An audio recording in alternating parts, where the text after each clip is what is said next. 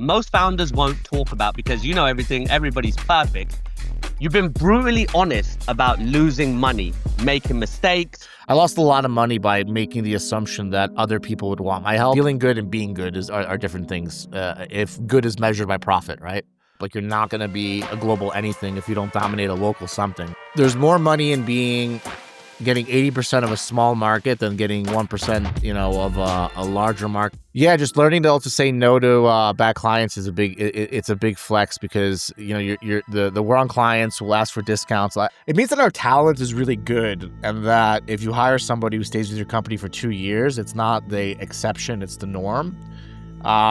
And that's kind of where I didn't think that I could build $1 billion company just because of having really good talent. What's your take on AI replacing human vetting? I think it's never going to replace the relationship. It'll just replace the details to get there. And I think that's a curveball I threw to you, but get on a fucking plane, go network, and meet your clients face to face.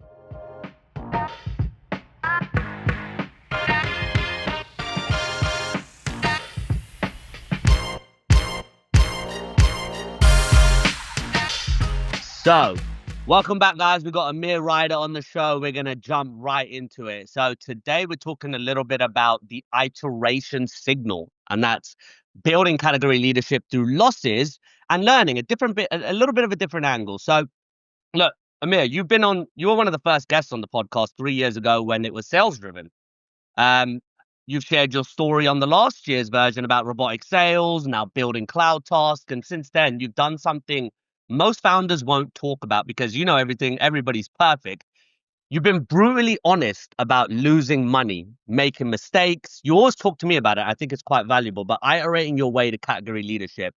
I have not seen anybody right now doing the marketplace play like you. And today, online, in face view, CloudTask is the market leader for global talent. It's a cost-effective price. You help companies scale, and it's without the recruitment overhead. Like I've used the service, it's fucking great.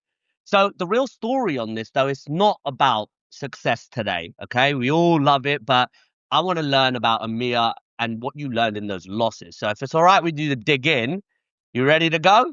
I'm ready to go. Yeah, I'm ready to go. All right. So it's been 3 years. Since you were on the last show. Like I said, what's the biggest thing that's changed, not just in CloudTask, but how you think about building this business? The biggest thing that's changed is that we made the decision to focus on talent and talent only. And I think some of my biggest failure was just like, thinking that because I had XYZ intentions and because those intentions were something that I would like if I was a sales agency owner, thinking that other sales agency owners would like it too, right? So I think I made this assumption that sales agency owners would be happy that there was a marketplace trying to get them more visibility, more branding, more SEO, more revenue, and software companies too. And what I found was that they didn't. They didn't really want that help. They didn't really want a community, right? I remember I put a lot of the sales agency owners into a WhatsApp group, and it was not a fun place to be. I think everyone, everyone was looking at each other like enemies when I was the whole time. Everyone does a different thing, and everyone's and everyone just didn't like each other, and they didn't like me because of that, because I brought everyone together, and they're like, oh, they didn't see the marketplace as oh, here's a company investing in, trying to bring us the right clients. They're like, look, this is a company that's bringing our enemies together. And I lost a lot of money by making the assumption that other people would want my help. And originally, a lot of the success for CloudTask was just really good talent, right, and really good people. It took me 2 years to get back to my roots, right? And look, if I cut my losses earlier and just focus on talent, we would be in a different place. I try get, and obviously this happens to bigger companies. You don't hear Meta talk about the metaverse anymore, right? And their whole name has changed, right? But they had the billions of dollars to make billions of dollars in mistakes, right? I didn't, and it was a very humbling experience, and very much aligned with reality, right? This 99% of businesses start up fails, so it's don't expect every business to succeed, and Hmm. statistically speaking, I think you need to be like really real with reality, right? And if it's kind of funny because people are like, oh, all these lead gen agencies that their campaigns fail. I'm like, no shit. Like if 99% of them fail, why would not 99% of lead generation agencies, like how could it even be that like 80% succeed but 99% of the companies fail? So like I think people have to just kind of look at the data and learn how to cut their losses, cut their idea fast, right? Like if your idea feels good, it's very different than feeling good and being good are different things. If good is measured by profit, right? So I, yeah, I I I learned the like how hard you say way that. that not focusing on one audience was a very costly mistake. And even with what you said today, you're like, hey, the marketplace has a lot of good global talent for low cost, right? And like, if Hmm. somebody chose to hire somebody in America, it wouldn't be low cost, right? It's low cost because you access the filter of Latin America. But instead of correcting you, I'm like, great, like come to us for low cost, right? We could build a huge company of 20,000 people getting hired just in Colombia. It doesn't have to be global, right? So like your urge to be global sometimes might not align with what your customers want, and Hmm. you need to like kind of focus on what they really value, right? So if you really value low cost, high quality talent, well, that's great, right? That's the niche I need to focus on, right? Um, Absolutely, absolutely. So, look, with that point, I want to peel that back just a little bit. So, a lot of founders will hide that. I've lost a shitload of money. I've made the silliest, I wouldn't say they're the silliest mistakes. I've made some good mistakes, right? But they're character building mistakes. They've been positioned so well that the aftermath of that mistake has been exponential growth or exponential income. But walk me through one specific moment. I know it was one of it you just mentioned, not focusing on the exact avatar that you believed in, but one specific moment where you lost money and what you learned from it that changed how you operate today. um, man, it's just the focus, right? I think the biggest learning is that it's the learning that we all knew is that especially when you're in a startup, like you're not going to be a global anything if you don't dominate a local something, right?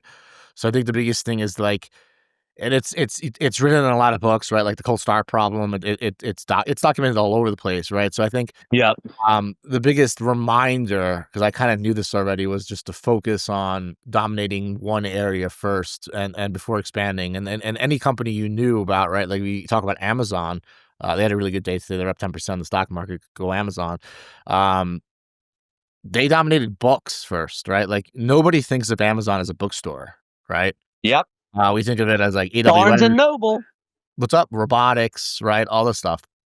But I they said were a Barnes and bookstore. Noble. They dominated being an online bookstore first. So just dominating one thing first before expanding and realizing that like um there's more money in being getting 80% of a small market than getting 1%, of a larger market that pulls you in different directions and you become known for that. And so that was a big learning. Focus, focus, focus, focus. But it sounds so amateur, right? But I think that's why it's good for people to have advisors and people that remind you of some of the things that you already think you know, because sometimes you need to be told because you just kind of fall into that pattern of, being an entrepreneur makes you see the future, and it also it's Hmm. a curse and a problem, right? And I think that's why it's really good to find a partner or a co-founder who's maybe less uh visionary to kind of get you focused in on like the vision why he's there to support you in the first place. That makes sense, you know?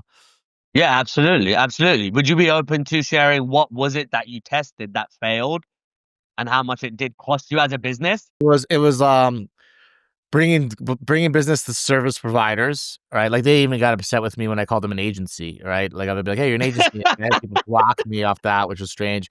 And then, selling software, right? Like, for me, the idea of like, "Hey, I'll sell your software," is a no-brainer, but, like, man, I got shout out to Jeremy from SalesBot, like, the conversations I had with this guy about, like, selling his software, right? Like, it was, like, very much friction, right? Like, they'll take your introductions, they'll take your email deals, but God forbid they take a customer through you. And I thought it was a very easy concept to understand, but they looked at me like I was insane when I said I was a software marketplace.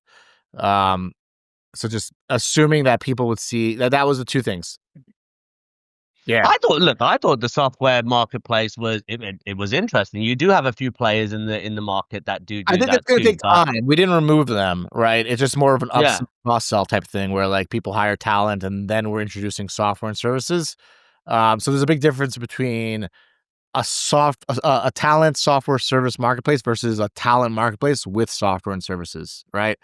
So that we're makes not sense. doing them. I do see a future, but it's also a future at size, right? I think the biggest thing that I had to realize is that, like, they're once you do 50 million in revenue, they're all gonna want to work with you, but until you're then, they don't. So it's understanding that it's like dating where, like, you're 20 years old, you're gonna get nothing, but when you're 40 years old and you've already won the race, you get everything, if that makes sense. That's probably gonna offend people, that's how the world works, right? Timing, right, is very important, Yep.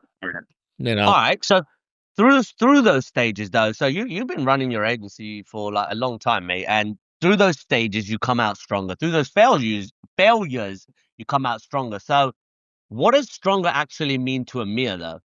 What capability or insight do you have now that you didn't have, let's say 3 years ago?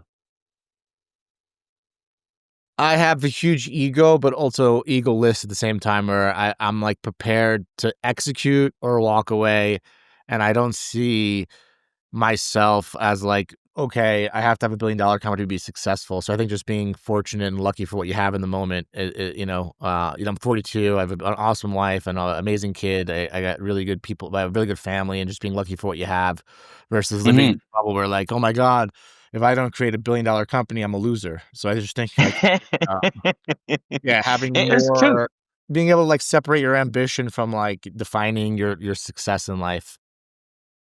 No, it makes a lot of sense. Do you ever pay attention much to fulfillment when it comes to that, like being happy and grateful? I definitely do. Yeah, I definitely do. I definitely happy and grateful, and I realized that sometimes the things that I wasn't happy and grateful for was actually my business. So it was like those are the things that were bringing me unhappiness in my life, and yeah.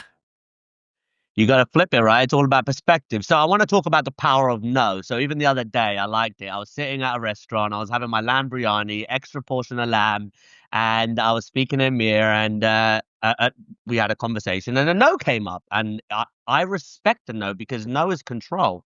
No is power. No gives you room to do the things that are important. And you've built CloudTask by saying no to things that don't serve a purpose.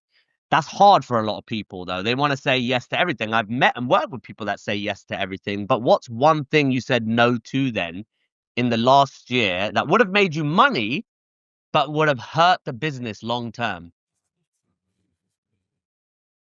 Uh,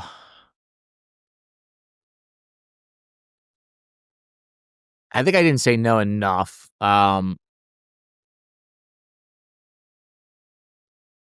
That's a great question. I think I was the one saying. I think I was the one who people need to say no to me. So I guess what I'm, like, thinking about is, like, I wish my team said no to me about software and service. Yes.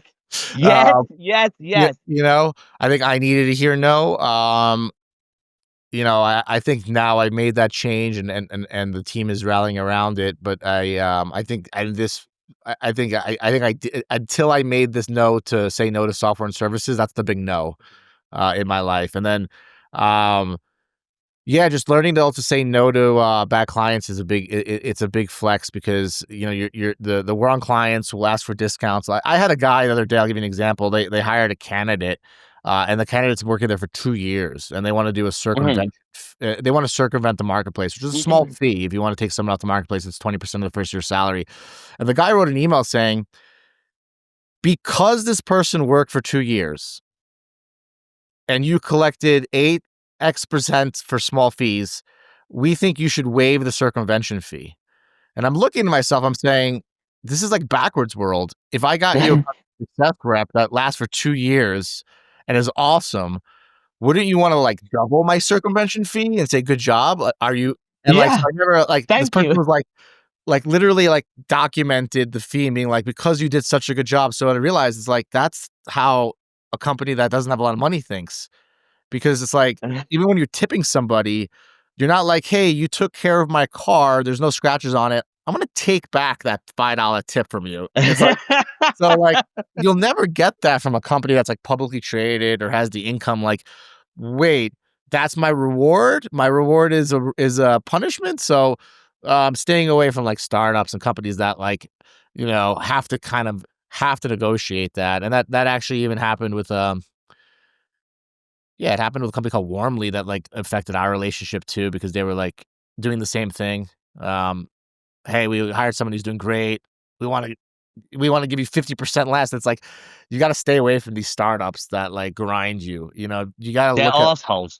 yeah, you got to look at companies that like you give them a price and they're okay with it because they value your quality. Because anybody who anyone who wants a long term partnership that partners with discounts, it's just not gonna really be a good partnership. That's kind of what I found out. I would agree with you. I would agree with you. So let's talk about category leadership. I want to shine a light on CloudTask. So there's been a load of work done on CloudTask, and the audience that I'm putting you in front of right now may not have any idea. They might be looking to hire a big sales team. So you're not just the talent marketplace, though. You're a category leader in that marketplace, especially in Latin America. What does that actually mean? It means that our talent is really good, and that if you hire somebody who stays with your company for 2 years, it's not the exception; it's the norm. Um, and that's kind of where I like, I didn't think that I could build $1 billion company just because of having really good talent. I thought there had to be something different. But you've also interacted with, you are actually ironically a client through our marketplace. You've engaged one of the Yep, agencies. I've hired through it. And the person is good. And the reason why the person is good is because I built a relationship with him. So I realized that the power of, you know, building a community is separating us from other people where like we kind of like know the people we help people regard like even if someone's not working with CloudTask. Let's just make pretend like someone's like not even employed by us and they ask me a question about a Mhm. career. I help them. So, like, I'm helping people that are working at different companies every day. I'm helping people that Yep. don't work through our marketplace. So I think what really makes us really better is the quality of our talent, and why the quality of our talent is better is because the culture of our company is AI, speed, innovation, and everybody who comes to us is also in that kind of culture. That's the people we attract, right? Um, Hmm. that's that's kind of what we're doing. Like the person that you work with in the marketplace, like he's from Venezuela. He's from a country that's like not doing too well, but like he's tech savvy. He studies. He knows. You know what I mean? Like he's not perfect, right? He's a But like, powerhouse. but he's like a hardworking guy, right? You know what I Yep. mean? And Yep. Yep. it's like that. I can build a company on hardworking, dedicated people, right? So Absolutely. I think that was like the big aha moment, right? If that makes sense, you know? All right, cool. So you help companies scale. So there are companies out there. I think there's a couple of people watch this that want to go really fast. You do it with a cost-effective price without the recruitment overhead. For those that don't know who that means, break that down for me. What is the actual cost comparison between hiring through CloudTask versus It's traditional also a recruitment? liability, right? So we take. So basically, the old way of hiring would be you put a job opening on LinkedIn, you get AI and auto, you get people applying to your job. They don't even know what it is, right? They just apply to everything.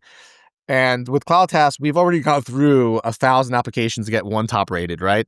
And with us, you're paying a small payment fee of $199 a month plus the person's salary, and you're able to actually have no liability globally, which is great, right? Because um, there's a lot of nuances when it comes to contractors and employments, right? So all people are contractors. Hmm. They're being paid through our marketplace. So we give companies the peace of mind to hire fast, hire top Yeah. talent and vetted, right? And also know that if you're going to release them, you're not going to have any liabilities or lawsuits, which is actually something that's a big deal for a lot of companies because companies they don't want to come down to Colombia and open an office. They don't want to pay taxes. They don't want the liability. They want to take a credit card and just pay monthly, right? So we make it really easy for people to hire and low cost because at the end of the day, when we do a 20% of the 12-month salary, that's because a person chooses to circumvent the marketplace. They're like, we want Mhm. everything, but we want you to be a recruiter, and then that's that fee. But it's much cheaper when it's Yeah.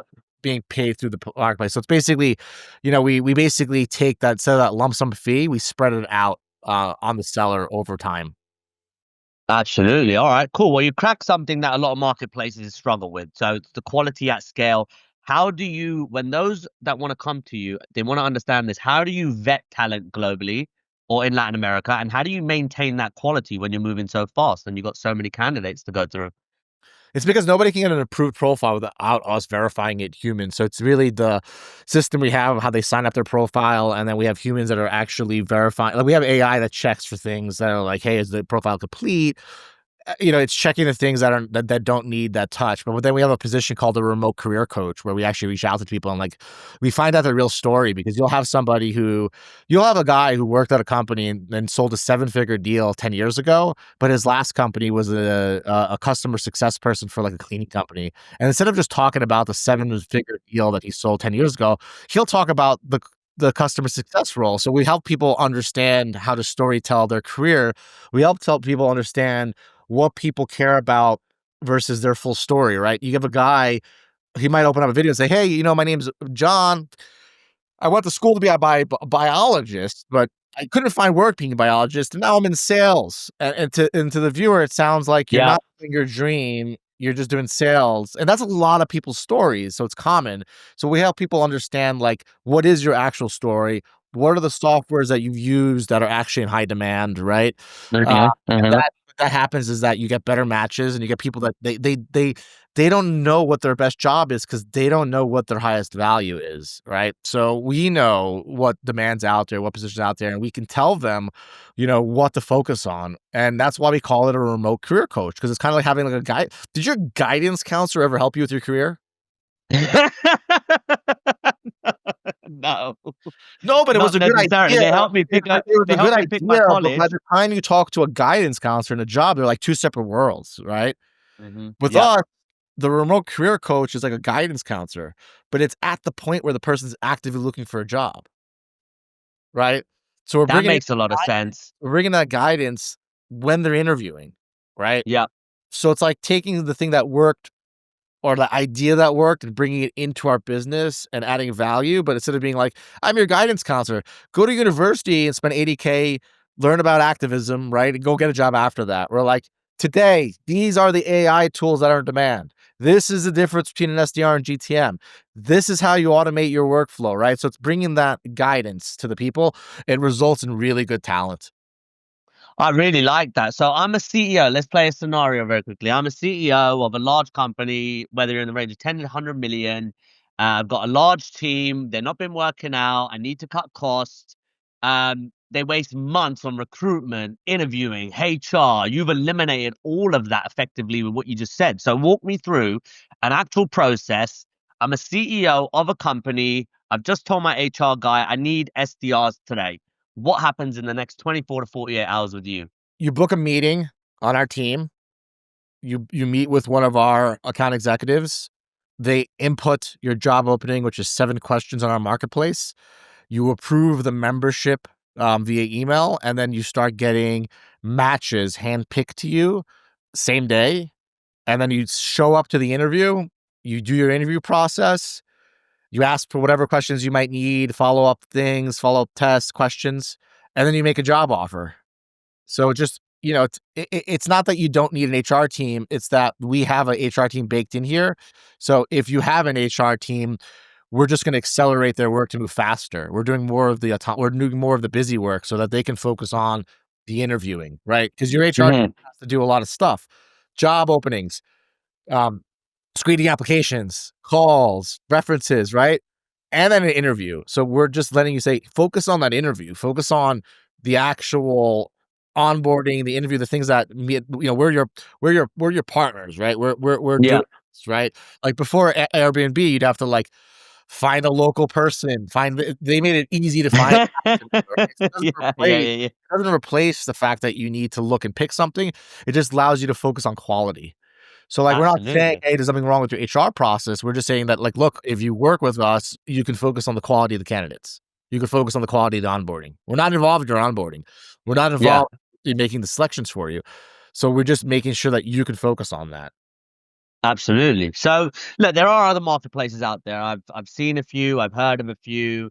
What is your unfair advantage? What have you I think built I that's think I think hard it's for our others to I do? think it's our skill bridge program and how we have a relationship with over 10,000 GTM related SaaS products. And we have an eye on their universities, their training.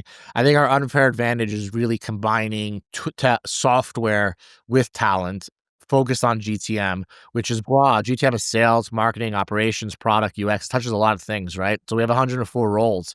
Um, and an unfair advantage is just our very close relationships with the software companies and their universities that, I think just gives us an unfair advantage. One thing that I appreciate more than anything about you is your understanding of unit economics and the way you understand your numbers, markets. I would like to talk about numbers with you. What are the unit economics of CloudTask in terms of how you think about customer acquisition cost versus lifetime value in a marketplace business? I think that the higher the acquisition cost, the longer the LTV needs to be, right? And I think that a lower, customer acquisition cost can only work in a world where, you're basically have a 3-to-1 ratio, right, of, cost of acquisition to net profit, and I look at it more to the lens of, the network effect. So, like, while our margins are not super high, they're scalable, and happy candidates refer more candidates that are high quality, and happy buyers refer more buyers. So for me, I look really down the line of, like, who's a repeat buyer, who's referring people, because it changes cost, and that's really how our model works. So just having a vision on the fact that you're going to you're going to scale at a different number. It's not about, "Hey, I'm gonna have 100 customers." I need to have 10,000 candidates actively working through our marketplace, right? So I guess, my opportunity is really how do you get people to keep coming back for more? And that's by giving people good jobs and good talent, and it multiplies the economic. Like, when you get a customer that cost you, call it $1,000 to make 3,000, when you get that customer to refer his friends and his client refers people, you can 3x. Mhm. So, I don't know the best answer, but I look at it more of like, are my customers and my sellers actually sending people our way? And they are, which is great. You're balancing supply and demand. I think those are the two, like the two-sided challenges of having a marketplace. So which side is actually harder to scale, and how do you The solve the chicken buyer and egg side problem? right now is harder to scale because it's like you're building buyers and sellers, right? So the way that we're working now, how I solved it is by having a candidate-led growth where I focus on getting candidates first, and then I market the candidates so that when people Mhm, see a candidate, they're actually active to hire, right? They're available to hire. You mhm. some of this where it says like available candidates. You've seen some of my stuff.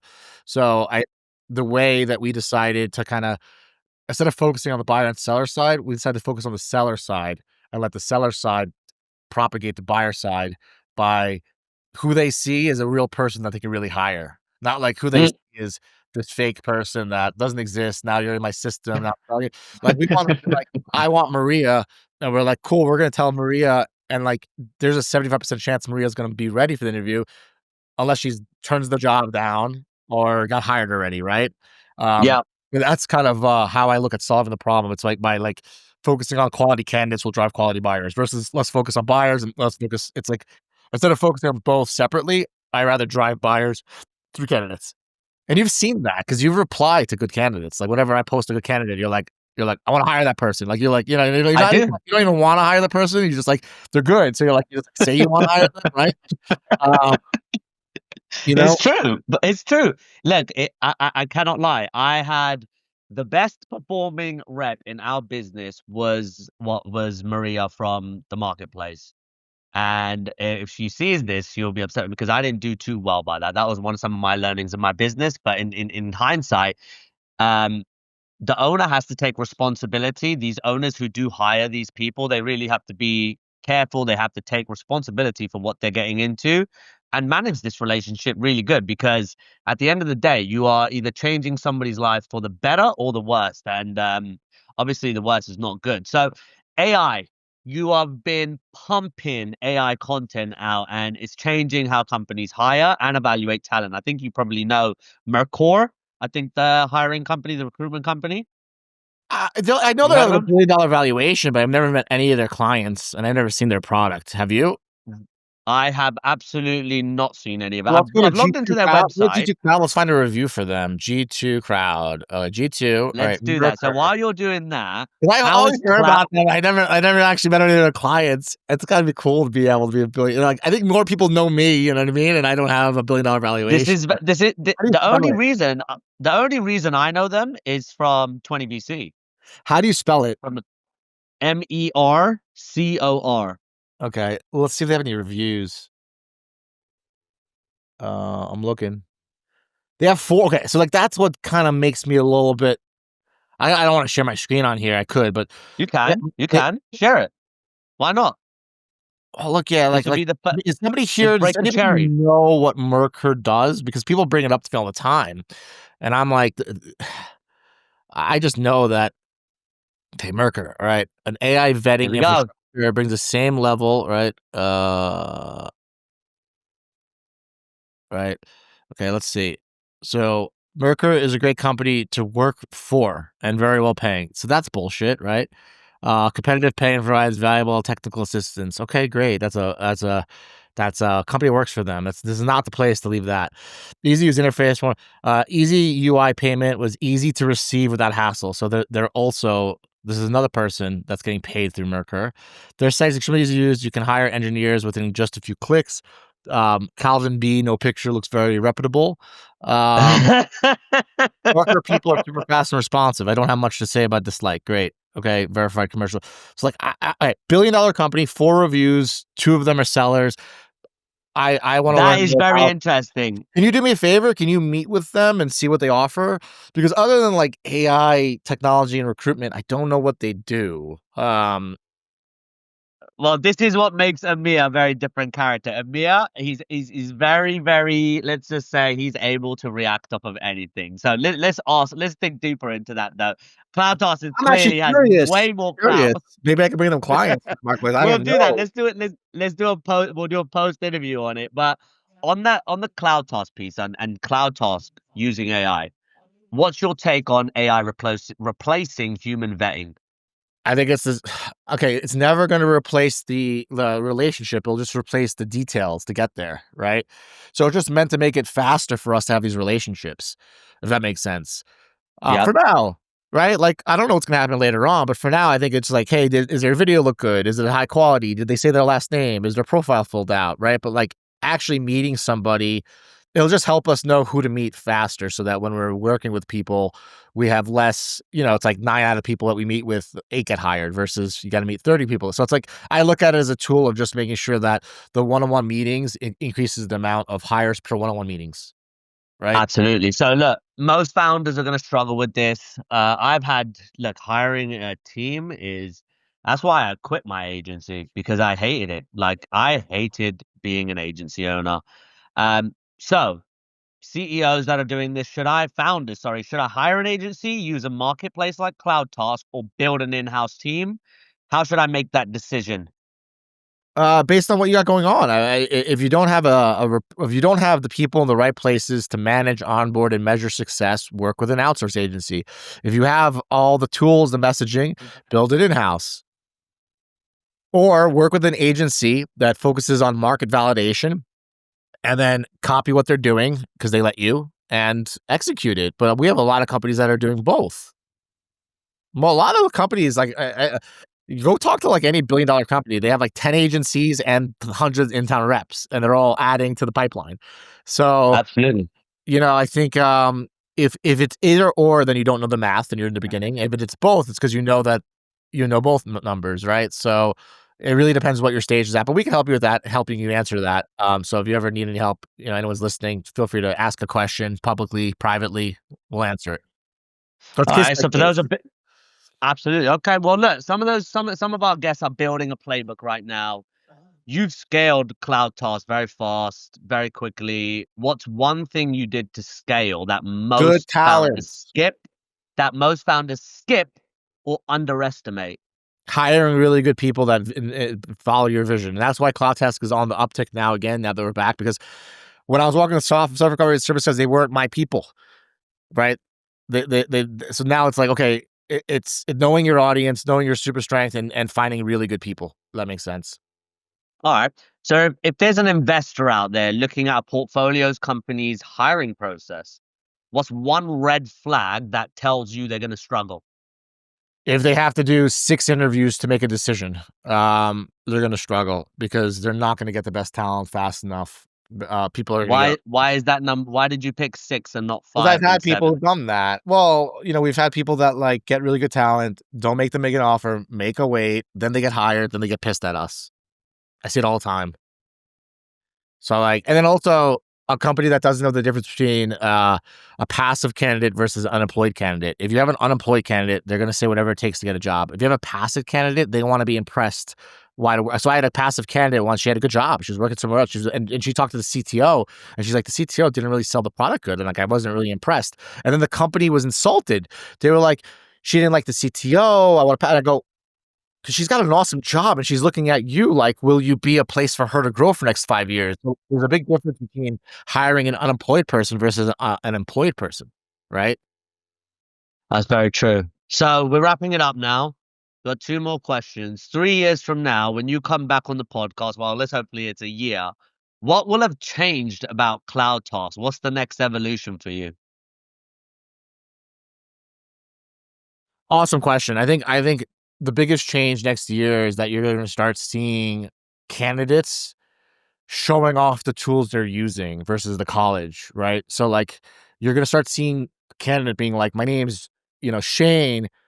I'm an SDR who uses Salesfinity. I'm certified in using it. I make $1,000 a day. This is how I do it. So the big change you're going to see is that you're going to see talent that is vocalizing how they're going to bring AI to your company versus how you're going to, look at your team of 5, pick the best person, teach him AI. So I think the big thing you're going to see is that all our people are going to be talking about how they use leverage AI so that they're irreplaceable. That is an awesome way to present a candidate. So, last question: you built category leadership by being open about losses, saying no to distractions. What's one tactical challenge you can give to our listeners, founders, or investors for them to do in the next 30 days? Okay. Last tactical advance 30 days. I would say look at look at all the events in your industry and go to them all because the next 2 to 3 years are going to be the last years that big meetings and events are going to be important. And I think that's a curveball I threw to you, but get on a fucking plane, go network and meet your clients face to face.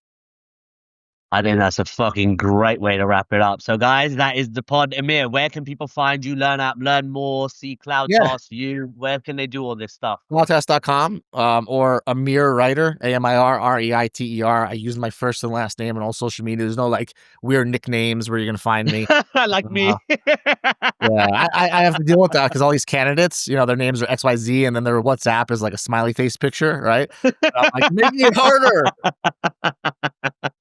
So I use my first and last name for everything. I don't have a crazy nickname. Cool. That's it, guys. That's the wrap. That's the show. Thank you very much for taking the time to watch this episode and staying here the whole way through. If you like what you saw, click subscribe. It'll take you 2 seconds. It helps me reach amazing guests and deliver valuable content for you. And if you ever want to find out what we do as a business, go to www.gorevintel.com, and that is the place where we help you make decisions that are backed by intelligence, and it's for founder CEOs. That's it for me for now. I'll see you on the next episode. Bye.